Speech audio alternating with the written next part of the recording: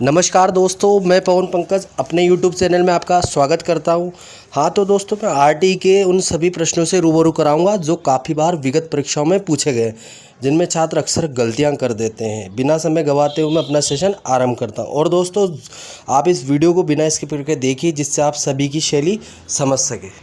तो चलो दोस्तों, आज कुछ नया सीख। नमस्कार दोस्तों, आज का टॉपिक है RTE 2009 यानी शिक्षा का अधिकार 2009।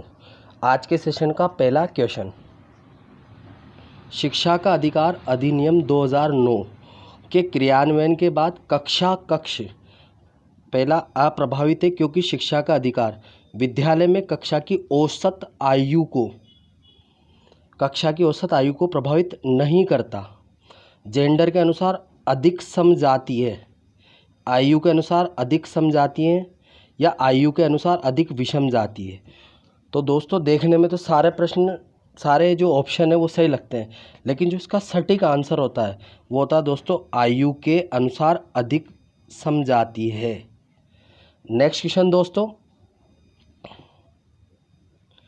बालकों का मुफ्त एवं अनिवार्य शिक्षा का अधिकार 2009 निम्न में से किस पर ध्यान नहीं दिया जाता है।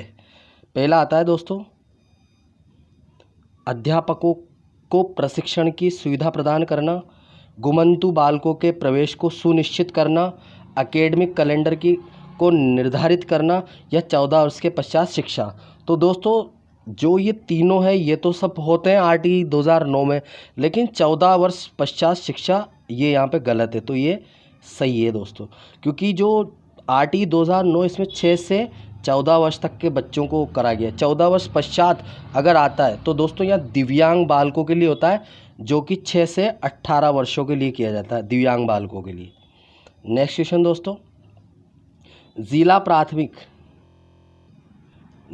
प्राथमिक शिक्षा कार्यक्रम किस वर्ष लागू किया गया था। हरियाणा टेट परीक्षा 2014 में आया हुआ दोस्तों, 1990 में, 1993 में, 1998 2000। तो दोस्तों, इसका सही आंसर होता है 1998 में जिला प्राथमिक शिक्षा कार्यक्रम लागू किया गया था। जिस समय हमारे देश के प्रधानमंत्री अगर बात करें तो कौन थे, अटल बिहारी वाजपेयी जी। नेक्स्ट क्वेश्चन दोस्तों, शिक्षा का अधिकार उद्घोषित हुआ है दोस्तों, उद्घोषित पूछा है 2007 में, 2008 में, 2009 में, 2010 में। तो दोस्तों, सभी जानते हैं उद्घोषित कब हुआ था, 2009 में, लेकिन लागू कब हुआ, 1 अप्रैल 2010। थर्ड ग्रेड 2013 का क्वेश्चन है दोस्तों। क्वेश्चन 5 नंबर दोस्तों, भारत के संविधान का कौन सा अनुच्छेद शिक्षा के अधिकार का प्रावधान करता है। अनुच्छेद 19, अनुच्छेद 20, अनुच्छेद 21 के, अनुच्छेद 32। तो दोस्तों, सभी जानते हैं अनुच्छेद 21 के, जो कि भारत में शिक्षा के अधिकार का प्रावधान करता है, जो कि थर्ड ग्रेड में आया हुआ दोस्तों। नेक्स्ट क्वेश्चन दोस्तों, निःशुल्क एवं अनिवार्य शिक्षा बालकों का अधिकार 2009 के अंतर्गत किसी भी अध्यापक को निम्न में से किस कार्य के लिए नहीं लगाया जाता है। 10 वर्ष पश्चात होने वाली जनगणना में, आपदा राहत कार्यों में, चुनाव संबंधी कार्यों में, पल्स पोलियो अभियान में। तो दोस्तों, 10 वर्ष जनगणना में लगाया जाता है, आपदा राहत कार्यों में, चुनाव संबंधी, लेकिन जो पल्स पोलियो अभियान है इसमें नहीं लगाया जाता है दोस्तों। तो इसका सही आंसर क्या होगा, पल्स पोलियो अभियान। नेक्स्ट क्वेश्चन दोस्तों, क्वेश्चन नंबर 7 दोस्तों, शिक्षा का अधिकार अधिनियम 2009 लागू नहीं होता है निःशक्त बच्चों पर, 6 से 14 वर्ष आयु वर्ग के बच्चों पर, 14 से 18 वर्ष के आयु के बच्चों पर, बच्चों की नियमित उपस्थिति पर। तो दोस्तों, इसका सही आंसर जो है वो होता है 14 से 18 वर्ष के बच्चों पर लागू नहीं होता। यहाँ दोस्तों सामान्य तौर पर 6 से 14 वर्ष तो जो नॉर्मल जो बालक होते हैं उनके लिए होती है, और जो दिव्यांग बालक होती है उनके लिए होती है 6 से 18 वर्ष। ठीक है दोस्तों। नेक्स्ट क्वेश्चन दोस्तों, शिक्षा का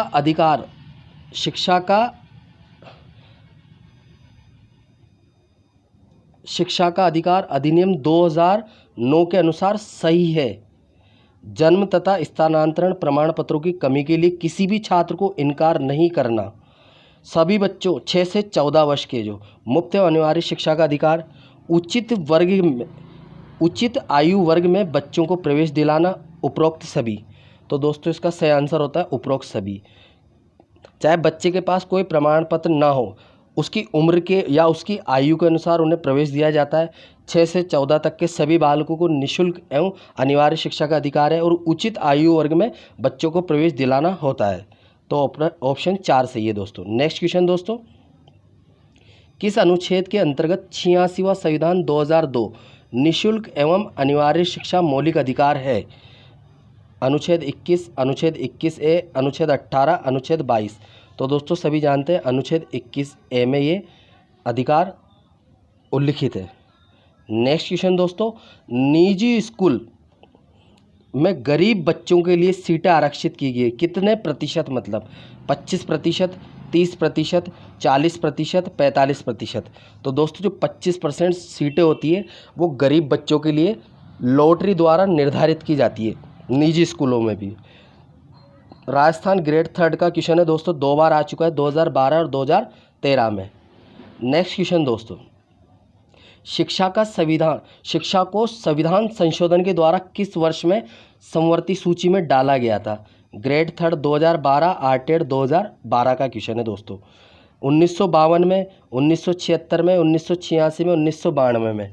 तो दोस्तों ये 1976 में डाला गया था समवर्ती सूची में।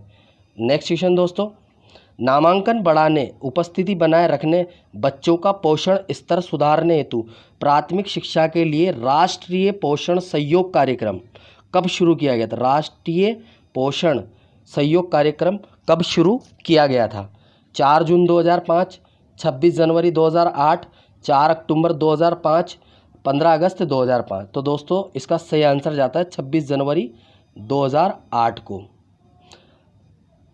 आर्टेड 2012 और ग्रेड 3 शिक्षक 2013 में आया हुआ क्वेश्चन है दोस्तों। नेक्स्ट क्वेश्चन दोस्तों, संविधान संशोधन 86वां 2002 के भाग 3 में जिस नई धारा को जोड़कर 6 से 14 वर्ष तक के आयु वर्ग के सभी बच्चों को मुफ्त एवं अनिवार्य शिक्षा को मूलभूत अधिकार बनाने की बात कही गई है, संविधान की धारा में कौन सी धारा है दोस्तों? रीट 2012 का क्वेश्चन है दोस्तों। 21A में, 21B में, 22A में, 22B में। तो दोस्तों सभी जानते हैं कौन सी धारा थी वो? 21 कौन सी धारा थी? 21A दोस्तों।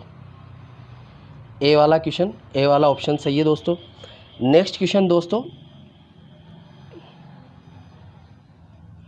मई 1998 में किसकी स्थापना की गई थी? मई 1998 में जिला प्राथमिक शिक्षा कार्यक्रम, राष्ट्रीय अध्यापक परिषद, राष्ट्रीय बाल भवन, राष्ट्रीय साक्षरता मिशन। तो दोस्तों किसकी स्थापना की गई थी? जिला प्राथमिक शिक्षा कार्यक्रम की दोस्तों, मई 1998 में। नेक्स्ट क्वेश्चन दोस्तों, शिक्षा का अधिकार अधिनियम 2009 में एक अध्यापक के लिए न्यूनतम कार्य प्रति घंटे निर्धारित किए गए 40 घंटे, 45 घंटे, 50 घंटे, 55 घंटे। तो दोस्तों सभी जानते हैं 45 घंटे न्यूनतम दिए गए हैं। नेक्स्ट क्वेश्चन दोस्तों, शिक्षा का अधिकार अधिनियम 2009 एक अध्यापक को निम्नलिखित में से दायित्व पूरा करना होगा। विद्यालय में नियमित रूप से उपस्थित होना होगा, पाठ्यक्रम का संचालन कर पूरा करना होगा, संपूर्ण पाठ्यक्रम को निर्धारित समय पर पूरा करना होगा। तो दोस्तों इसका सही आंसर होता है ये सभी काम एक अध्यापक को नियमित रूप से और बिल्कुल सही समय पर करने होते हैं दोस्तों। नेक्स्ट क्वेश्चन दोस्तों, शिक्षा का अधिकार 2009 निर्दिष्ट किया गया कि कक्षा 1 से 5वीं तक यदि प्रवेश दिए गए विद्यार्थियों की संख्या 200 से अधिक है तो विद्यार्थी अध्यापक अनुपात होगा, ये होता है दोस्तों 1:40, यानी एक अध्यापक पे 40 बच्चे होंगे। वहीं दोस्तों ये 1 से 5 तक होता है, वहीं दोस्तों 6 से 8 तक ये अनुपात होता है 1:35। नेक्स्ट क्वेश्चन दोस्तों, सर्व शिक्षा अभियान के मानकों के आधार पर प्राथमिक एवं उच्च प्राथमिक स्तरों की कक्षाओं हेतु शिक्षक छात्र का अनुपात है। सर्व शिक्षा अभियान के मानकों के आधार पर पूछा है दोस्तों। तो दोस्तों इसका सही आंसर होता है 1:40। 1:40। बिल्कुल दोस्तों। नेक्स्ट क्वेश्चन दोस्तों, शिक्षा का अधिकार भारतीय संविधान में किस मूल अधिकार में शामिल है? संस्कृति एवं शिक्षा संबंधी अधिकार, धार्मिक स्वतंत्रता संबंधी अधिकार, स्वतंत्रता का अधिकार, समता का अधिकार। तो दोस्तों ये एक स्वतंत्रता का अधिकार होता है। नेक्स्ट क्वेश्चन दोस्तों, क्वेश्चन नंबर 20 दोस्तों, बच्चों के लिए निशुल्क एवं अनिवार्य शिक्षा का अधिकार अधिनियम 2009 के लिए लागू है। 6 से 14 वर्ष तक के बच्चों के लिए,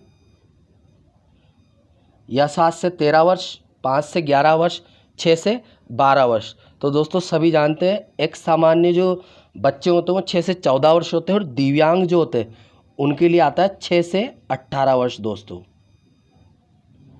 नेक्स्ट क्वेश्चन दोस्तों, भारतीय संविधान के अनुच्छेद 41 व 46 किसके कल्याण से संबंधित है? आर्थिक रूप से पिछड़े व्यक्तियों से, विकलांग व्यक्तियों से, धार्मिक रूप से पिछड़े व्यक्तियों से, या क्षेत्रीय रूप से पिछड़े व्यक्तियों से। तो दोस्तों इसका सही आंसर क्या होता है? आर्थिक रूप से पिछड़े व्यक्तियों से संबंधित है अनुच्छेद 41 व 46।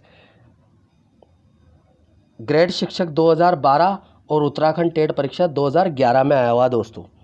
नेक्स्ट क्वेश्चन दोस्तों, भारत के संविधान में किसके लिए निशुल्क अनिवार्य शिक्षा है? सभी छात्रों के लिए, 14 वर्ष तक के सभी बच्चों के लिए, सभी प्रौढ़ों के लिए और सभी नागरिकों के लिए। तो दोस्तों ये 14 वर्ष तक के सभी बच्चों के लिए मुफ्त शिक्षा एक अनिवार्य शिक्षा है दोस्तों। नेक्स्ट क्वेश्चन, शिक्षा का अधिकार अधिनियम 2009 लागू हो गया 1 अप्रैल 2009, 1 अप्रैल 2010, 1 अप्रैल 2011, 1 अप्रैल 2008। तो दोस्तों यहाँ दो बातें आती है। जो उद्घोषित हुआ था, तो उद्घोषित वर्ष तो कौन सा था दोस्तों? 2009। और लागू कब हुआ था? 1 अप्रैल 2010 को दोस्तों। नेक्स्ट क्वेश्चन 24, शिक्षा के अधिकार के तहत प्राथमिक शिक्षा शिक्षक छात्र अनुपात है। प्राथमिक कक्षा शिक्षक छात्र अनुपात है 1:30, 1:35, 1:40, 1:45। तो दोस्तों सामान्यतः ये रहता है 1:40, 1 से 5 तक के लिए। और वहीं दोस्तों 6 से 8 तक के लिए क्या होता है? 1:35 दोस्तों।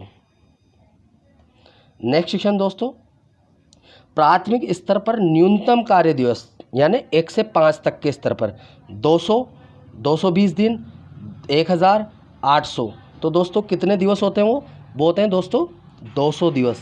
वहीं दोस्तों 6 से 8 तक जो होता है उनके लिए 220 दिवस होते हैं 6 से 8 तक के लिए। नेक्स्ट क्वेश्चन दोस्तों, प्राथमिक स्तर पर शैक्षणिक घंटे कितने होते हैं निर्धारित किए गए? प्राथमिक स्तर पर यानी 1 से 5 के लिए 800 घंटे, 1000 घंटे, 1100 घंटे, 700 घंटे। तो दोस्तों प्राथमिक स्तर पर 1 से 5 तक के सभी अध्यापकों के लिए 800 घंटे। वहीं दोस्तों 6 से 8 तक के अध्यापकों के लिए कितने घंटे? 1000 घंटे निर्धारित किए गए हैं दोस्तों। नेक्स्ट क्वेश्चन दोस्तों, अब दोस्तों कुछ मैं ऐसे टेबल बताना चाहता हूँ। अब RTE 2009 के इनके अतिरिक्त और क्या प्रश्न हो सकते हैं उन पे भी चर्चा करता हूँ दोस्तों। सबसे पहले दोस्तों मैं आपको एक टेबल बताना चाहता हूँ। जो वो टेबल होती है उसे बोला जाता है विद्यालय के मान व मानक, जो कक्षा 1 से 5 तक की क्या होती है। सबसे पहले बताऊंगा दोस्तों कक्षा 1 से 5 तक के लिए। बिल्कुल दोस्तों, कक्षा 1 से 5 तक के लिए वो क्या होती है? तो दोस्तों विद्यार्थी की संख्या और अध्यापक संख्या। तो क्या विद्यार्थी की यानी स्टूडेंट की संख्या होती है और क्या टीचर की संख्या होती है? तो सबसे पहले बताऊंगा दोस्तों जहाँ 0 से 60 जो विद्यार्थी होते हैं वहीं टीचर की संख्या होती है 2। वहाँ पे 2 टीचर नियुक्त किए जाते हैं। जहाँ पे 61 से 90 जो स्टूडेंट होते हैं वहाँ पर 3 टीचर नियुक्त किए जाते हैं। जहाँ पे 91 से 120 होते हैं दोस्तों स्टूडेंट, वहाँ पर लगभग चार टीचर नियुक्त किए जाते हैं। इसके अलावा दोस्तों जहाँ पर 121 से 200 जो संख्या होती है वहाँ पर 5 तो अध्यापक नियुक्त किए जाते हैं, उन्हीं के साथ एक प्रधानाध्यापक भी नियुक्त किए जाते हैं दोस्तों, 1 से 5 होने पे 121 से। इसके अलावा दोस्तों एक नॉर्मल सी जानकारी जो कि यहाँ पे कक्षा 1 से 5 तक जो विद्यार्थी अध्यापक अनुपात होता है वो होता है दोस्तों 40:1। और वहीं दोस्तों यहाँ पर जो प्रधान अध्यापक की जो नियुक्ति की जाती है वो दोस्तों 150 जो छात्र होते हैं उनसे अधिक होने पर एक प्रधान अध्यापक की नियुक्ति की जाती है, जो कि दोस्तों 3rd ग्रेड का उनका लेवल क्या होगा वो होता है दोस्तों 3rd ग्रेड के टीचर, उन्हें यहाँ पर प्रधान अध्यापक नियुक्त किया जाता है। नेक्स्ट दोस्तों यहाँ पर जो 1 से 5 तक होता है इनमें कुल जो कार्य दिवस होते हैं इनके लिए 200 कार्य दिवस निर्धारित किए जाते हैं दोस्तों, 200 डे। और वहीं दोस्तों यहाँ पे जो घंटे होते हैं 1 से 5 तक शिक्षकों के लिए वो होते हैं दोस्तों 800 घंटे, 800 शिक्षक घंटे। नेक्स्ट दोस्तों मैं बात करूँगा अब 6 से 8 तक के लिए। अब 6 से 8 तक में जो 0 से जो 2 होते हैं उन पे वहाँ पे यहाँ तो संख्या होती है दोस्तों 0 से 60 पर, 1 से 5 तक पे तो 0 से 60 जो विद्यार्थी होती है यहाँ पे 2 होती है 1 से 5 तक में। लेकिन वहीं दोस्तों मैं बात करूँ 6 से 8 तक में तो दोस्तों यहाँ पर संख्या होती है 0 से 60 विद्यार्थी, तब भी यहाँ पर 3 टीचर निश्चित रूप से नियुक्त किए जाते हैं। अब वो 3 टीचर क्या होंगे दोस्तों, एक तो होता है लैंग्वेज टीचर जिसे हम भाषा शिक्षक, दूसरा होता है दोस्तों गणित यानी मैथ या साइंस का जो शिक्षण कराता है वो, और तीसरा होता है दोस्तों SST यानी सामाजिक अध्ययन का टीचर। अब बात करता हूँ दोस्तों यहाँ पर 6 से 8 तक जो अनुपात होता है विद्यार्थी अध्यापक अनुपात वो होता है दोस्तों 35:1। कई बार पूछा जाता है दोस्तों ये क्वेश्चन भी। वहीं दोस्तों अगर मैं बात करता हूँ कि यहाँ पर जो प्रधान अध्यापक की नियुक्ति कितने स्टूडेंट्स पर की जाती है तो दोस्तों यहाँ पे 100 स्टूडेंट्स होते ही या इसके ऊपर होते ही यहाँ पर एक प्रधानाध्यापक की नियुक्ति की जाती है। अब वो प्रधानाध्यापक किस लेवल के होंगे तो दोस्तों यहाँ पे जो प्रधानाध्यापक होंगे वो 2nd ग्रेड होंगे दोस्तों, 2nd ग्रेड। हाँ दोस्तों अब बात करता हूँ दोस्तों यहाँ पर क्या शिक्षक घंटे होते हैं और क्या कार्य दिवस। तो दोस्तों इनके लिए 220 तो डे होते हैं, 220। और वहीं दोस्तों इनके लिए जो शिक्षण घंटे होते हैं वो होते हैं दोस्तों 1000 हावर, 1000 शिक्षण घंटे निर्धारित होते हैं। नई बात दोस्तों यहाँ पे ये होता है कि यहाँ पर जैसे 200 जो स्टूडेंट होते हैं उनके ऊपर एक शारीरिक शिक्षक भी नियुक्त किया जाता है दोस्तों।